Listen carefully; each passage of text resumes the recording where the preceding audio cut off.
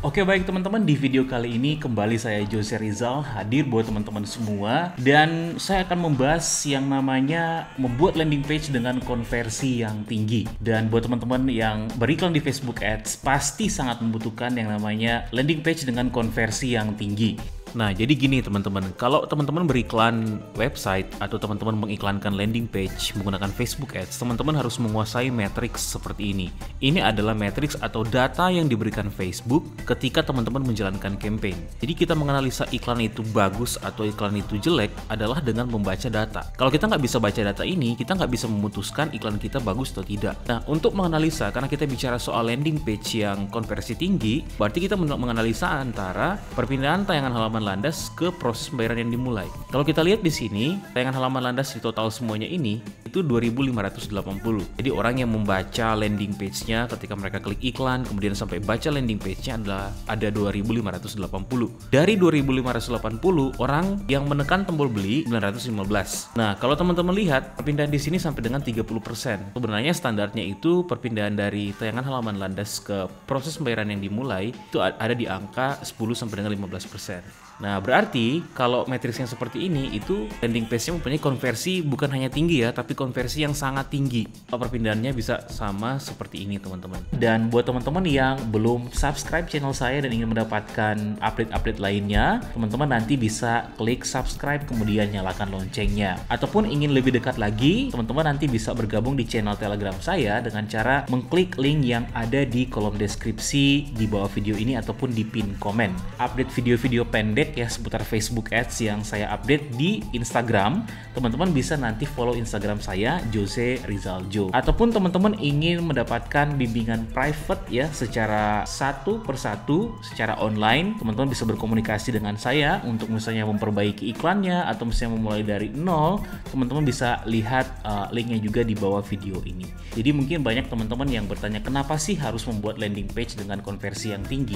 Tentunya tujuannya adalah agar ketika selesai orang membaca landing page kita, mereka bisa segera melakukan call to action, yaitu melakukan klik di button yang ada di dalam landing page kita ya. Tapi sebelum saya lanjut, teman-teman perlu paham dulu ya.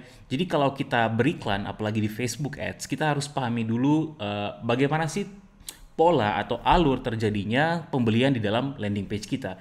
Yang pertama, kalau misalnya ads kreatif Anda menarik, ads kreatif itu seperti foto, video, kemudian juga ads copy yang Anda gunakan, judul iklannya yang Anda gunakan menarik, otomatis akan terjadi klik di dalam iklannya. Ingat ya, yang pertama adalah terjadi klik dulu. Kalau mereka merasa menarik, tertarik, mereka akan klik. Ketika mereka klik, kalau seandainya landing page Anda ini sudah di set khusus speknya untuk Facebook Ads, biasanya loadingnya akan lebih cepat. Karena kalau loadingnya lemot, nanti mereka tidak selesai membuka landing page-nya akan langsung balik. Terjadi yang namanya bounce. Akhirnya mereka nggak melihat landing page. Oke, ketika mereka misalnya sampai di landing page, mereka akan membaca penawaran. Setelah baca penawaran, baru klik button.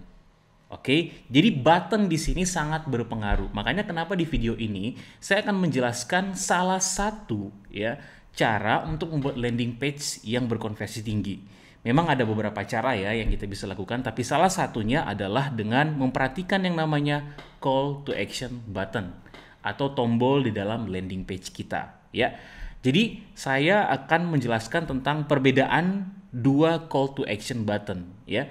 Yang pertama adalah button WhatsApp yang dia kalau misalnya kita masuk landing page dari produk misalnya yang kita mau beli atau misalnya apapun itu tombolnya tetap berada di bar paling bawah. Jadi kalau kita scroll kok tombolnya diem, jadi tombolnya itu tidak ikutan scroll. Itu namanya adalah floating button atau button yang melayang. Itu yang pertama. Yang kedua adalah non-floating button atau yang statis ya. Artinya dia ngikutin scroll. Kalau kita scroll ke atas, ya dia ikutin ke atas. Kalau ke bawah, ya dia bisa tenggelam sampai ke bawah gitu. Jadi itu perbedaannya. Apa sih bedanya menggunakan floating button dan non-floating button? Ini ada tujuannya. Tujuannya adalah untuk membuat landing page konversi yang tinggi. Kalau kita udah tahu tentang karakteristik dua button ini, kita bisa membuat landing page dengan konversi yang tinggi. Yang pertama adalah yang namanya floating button atau button yang melayang. Teman-teman sering lihat di landing page ya, seperti contoh ini ya. Jadi kalau kita scroll itu tetap dia diem ya.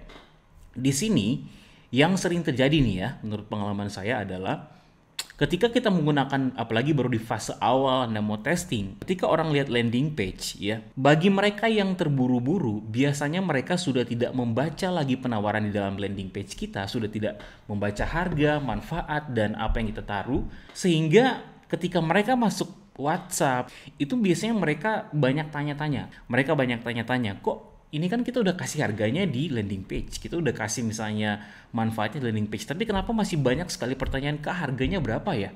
Kak ini manfaatnya apa sih? Kak beneran nggak seperti ini? Padahal sudah ada testimoninya misalnya seperti itu. Nah, mengapa hal itu terjadi? Karena penempatan button. Ya, jadi saking buttonnya mudah ditemukan, ada orang-orang yang udah nggak mau baca landing page, apalagi targetingnya kurang tepat, ya. Akhirnya mereka tanpa baca penawaran landing page langsung masuk di WhatsApp dan tanya-tanya. Yap. Nah, kalau pakai floating button karena seperti itu tipikalnya, maka kalau pakai floating button biasanya leads yang masuk di WhatsApp itu akan lebih banyak dibanding yang pakai static button yang button diam tadi. Kenapa? Karena kemudahan orang mengklik. Banyak orang yang masuk WhatsApp tapi akhirnya sampai WhatsApp itu banyak nanya-nanya doang gitu. Itu untuk yang namanya floating button nih. Sekarang yang namanya static button atau contohnya seperti ini. Jadi ketika di scroll itu ya tetap ikut scrollnya. Kalau misalnya ke atas, ke bawah sampai di tenggelam gak kelihatan. Kalau pakai yang namanya button seperti ini, apalagi buat teman-teman yang masih mau mengedukasi produknya, cocok banget pakai button seperti ini. Karakteristik leads yang masuk di WhatsApp adalah orang-orang yang sudah tidak terlalu banyak lagi kita follow up atau sudah tidak perlu terlalu banyak lagi kita edukasi. Kenapa? Karena Anda perhatikan mereka masuk landing page ini, mereka scroll, otomatis kan mereka mau nyari tekan tombol beli ya kan? Mereka pasti akan membaca semua penawarannya, apalagi buttonnya ditaruh di bawah.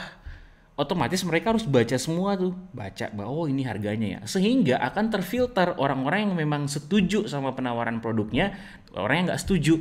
Orang-orang yang setuju akan klik button WhatsApp sampai ke admin ya untuk order, orang yang nggak setuju akan balik. Jadi kalau kita menggunakan yang namanya static button ini, leads yang masuk di WhatsApp tidak akan sebanyak leads yang pakai floating button. Tetapi leads-nya berkualitas. Nah, itu perbedaannya teman-teman. Jadi teman-teman paham sekarang ya, dua perbedaan ini kesimpulannya adalah kalau pakai floating button ya, kemudian testing awal Anda apalagi targetingnya belum terlalu tepat, biasanya leads-nya banyak, mungkin Anda happy, wah, waduh iklan pertama banyak banget nih masuk WhatsApp nih. Tapi kok kenapa banyak bertanya, udah disampaikan harga mereka bertanya. Memang lumrah itu mereka bertanya, tapi coba Anda perhatikan, misalnya contohnya dari sekitaran misalnya 50 WhatsApp, contohnya rata-rata 40 masih bertanya-tanya ulang gitu soal harga, benefit, fitur dan lain sebagainya. Nah, coba teman-teman bayangkan sekarang ya. Saya kasih hitung-hitungan buat teman-teman semua. Ketika misalnya pakai yang namanya floating button, WhatsApp yang masuk itu 100. WhatsApp yang masuk 100 tapi closingnya hanya 30. Kenapa? Karena yang saya katakan tadi ya. Mereka terlalu mudah, sudah nggak membaca penawaran landing page, akhirnya mereka nggak tahu harganya, iseng doang masuk gitu kan. Jadi hanya closing misalnya 100 yang masuk tapi closingnya misalnya 30. Dibandingkan Anda menggunakan static button ya, yang tadi ikutan scroll sampai ke bawah, tapi misalnya lead yang masuk 100, kemudian closingnya 50 sampai dengan 60% misalnya. Ya, jadi 100 closingnya 50 sampai 60 orang. Kenapa? Karena mereka sudah terfilter di dalam landing page-nya. Namun ada bedanya teman-teman. Kalau misalnya teman-teman menggunakan audience atau misalnya targeting yang sudah terbiasa dengan berinteraksi dengan toko atau dengan produk teman-teman semua. Kalau menggunakan hot audience bisa jadi floating button ini akan lebih banyak masuk leads-nya, kemudian juga banyak closing-nya. Karena faktor audience yang sudah kenal siapa Anda. Oke baik teman-teman, jadi kita ke kesimpulan video kali ini. Gimana sih cara membuat landing page dengan konversi yang tinggi? Menurut saya pribadi, membuat landing page dengan konversi yang tinggi, kita harus, yang pertama adalah, produknya adalah produk yang laris, teman-teman sudah riset ya. Yang kedua, ads kreatifnya harus menarik agar jadi klik dalam iklan kita, kemudian bisa sampai dengan landing page.